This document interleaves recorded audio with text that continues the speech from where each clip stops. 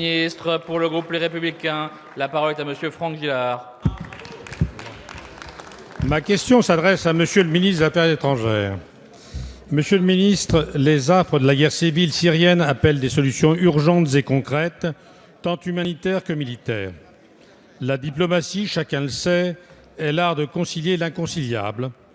Les efforts se font sentir jusqu'en Europe avec les images spectaculaires de migrants, syriens ou non, forçant par dizaines de milliers les frontières de notre continent. Cependant, on peut s'interroger sur l'instrumentalisation de ces migrants à la suite des déclarations et des ambiguïtés des autorités turques.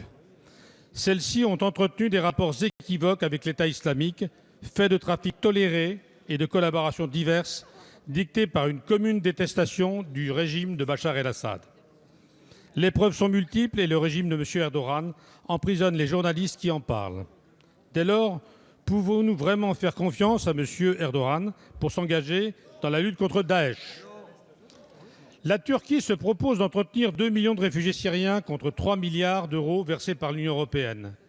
Bruxelles s'engagerait à exempter de visa les 76 millions de citoyens turcs de notre espace Schengen, alors que celui-ci abrite, je vous le rappelle, plus de 3 600 000 citoyens turcs ou binationaux, ce qui était pratiquement le double de la vague migratoire dont nous sommes menacés. Enfin, le Premier ministre turc, Ahmet Davutoglu, a déclaré « Nous allons forger la destinée du continent européen ».